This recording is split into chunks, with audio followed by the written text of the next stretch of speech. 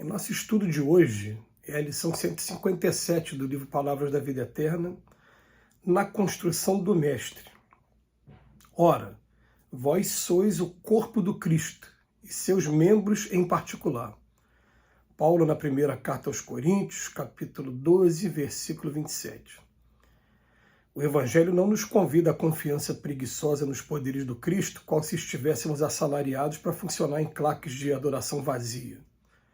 O apóstolo Paulo faz-nos sentir toda a extensão da responsabilidade que nos compete à frente da Boa Nova. Cada cristão é parte viva do corpo de princípios do Mestre, com serviço em particular. Não te iludas assim, fixando-te exclusivamente em afirmações labiais de fé no Senhor, sem a adesão do próprio esforço ao trabalho edificante que nos foi reservado. Sentindo, pensando, falando e agindo nessa ou naquela ocorrência, é indispensável compreender que é preciso sentir, pensar, falar e agir como se o Mestre estivesse sentindo, pensando, falando e agindo em nós e por nós. Alguém provavelmente dirá que isso seria atrevida superestimação de nós próprios. Entretanto, apesar de nossas evidentes imperfeições, é forçoso começar a viver no Senhor para que o Senhor viva onde nos cabe viver. Para isso, perguntemos diariamente a nós mesmos como faria Jesus o que estamos fazendo.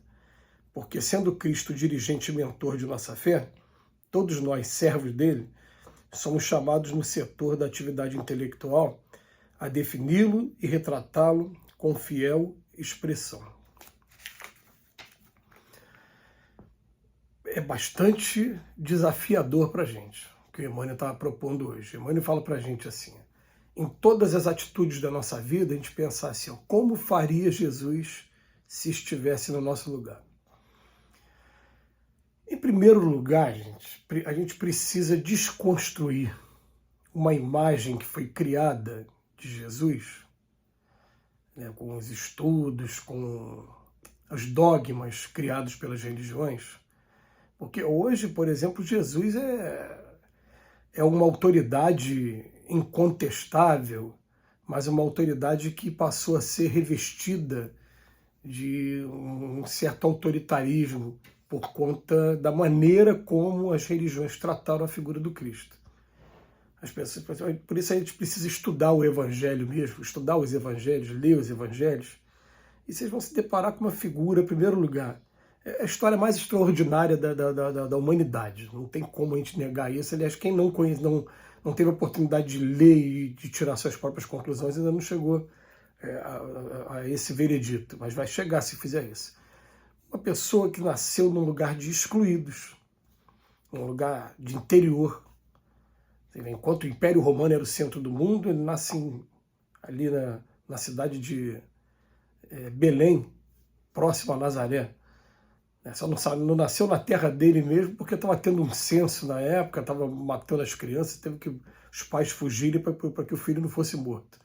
Mas nasceu num lugar bem excluído, Nazaré era um lugar bem interior mesmo. É uma pessoa que era muito pobre e que de repente se tornou o maior defensor do direito daqueles que são excluídos. E quando ele fala excluídos, né, a gente não está falando somente das pessoas pobres, não, porque até defender aqueles que eram cobradores de impostos, ou então um Nicodemos, que era um senador dos fariseus, mas que foi ao seu encontro, ele tratou a todos de maneira igual. Quer dizer, é uma história extraordinária, espetacular a história do Cristo. Isso aí não tem como a gente negar. Só que foi construída uma imagem, né, que você tem que ter respeito por Jesus, porque se você não tiver, ninguém vai ter respeito com você. Então é bom que a gente, em primeiro lugar, para a gente poder cumprir isso que o Emmanuel está trazendo como proposta, a gente precisa conhecer mais o Mestre. O Mestre tinha momentos de lazer, né? Muitas das preleções dele ele estava na casa da sogra do Pedro, ou então tem uma passagem do Evangelho que fala do momento que ele vai pedir água para uma samaritana que está tirando a água do poço. E aí é interessante essa passagem, porque, em primeiro lugar, a mulher fala para ele, você sabe que eu sou samaritana? O teu povo não gosta da gente? Aí ele me mostra para ela que ele não era daquele jeito e fala para ela, eu te proponho o seguinte, eu posso te dar uma água que vai matar a tua sede para sempre. No primeiro momento ela fica achando, será que ele está louco, ele é louco? Mas logo em seguida ele começa a falar particularidades que não teria como ele saber, problemas no relacionamento dela em casa, problemas com o marido, começa a falar, ela fala, agora eu estou vendo que eu estou diante de um profeta mesmo. Você me dá um tempinho, aí chama os amigos, chama os familiares para ouvir o que Jesus tinha a dizer. Aí Jesus faz aquela preleção dele, quando vai embora o pessoal fala, isso é um glutão, come muito. É um beberrão, bebe muito. Por quê? Porque ele estava o tempo todo se relacionando com as pessoas da maneira mais simples ali. Ele sentava para comer com as pessoas, ele bebia com as pessoas, ele brincava com as pessoas, né?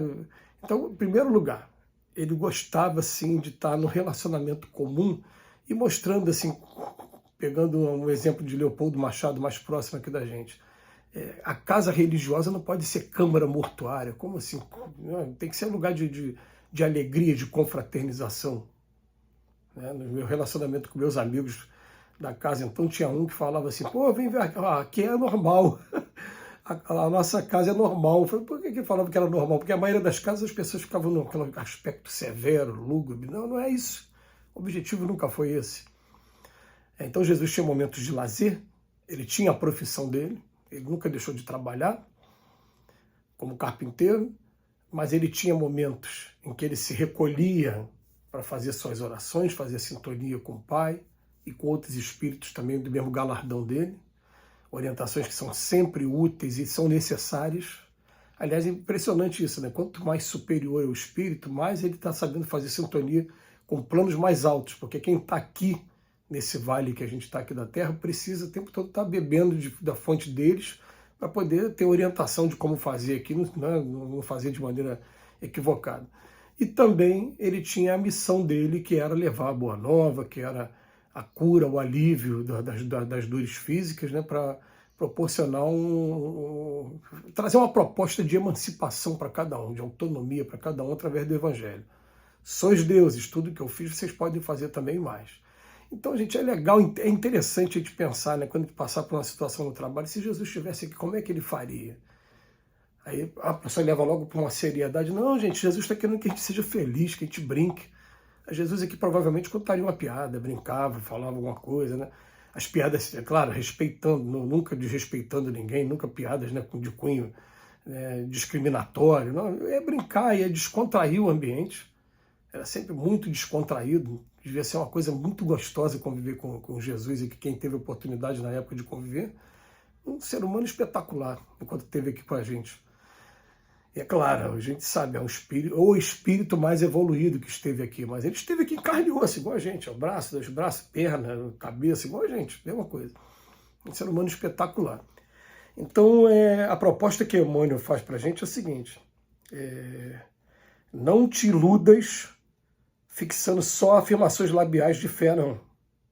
A gente tem que sentir, pensar, falar e agir. Mais uma vez ele pegou o chicote, pegou pensamento e sentimento. Depois, fala e ação, as mãos. Essas quatro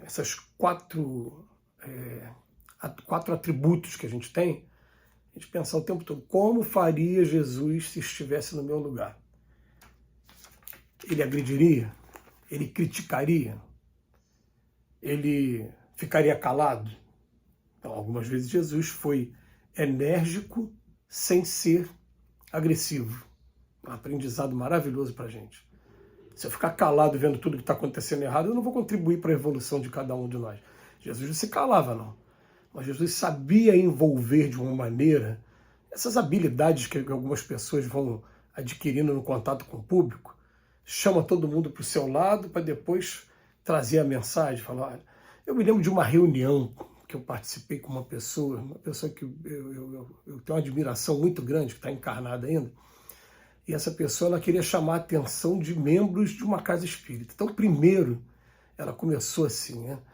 Ela ficou um tempo exaltando os trabalhos da casa. Aí, logo em seguida, ela falou, agora, para melhorar, a gente precisa disso. Aí começou a chamar a atenção de um por um dos membros, de maneira que todo mundo ali ficou grato. Ninguém ficou melindrado, ficou magoado, não falou, não, obrigado pela orientação. Quer dizer, Jesus devia ser essa pessoa que envolvia todo mundo e depois dava as recomendações. como a gente vai agir como Cristo. É o desafio para a gente, Emmanuel que lançou. Que Jesus nos abençoe hoje e sempre.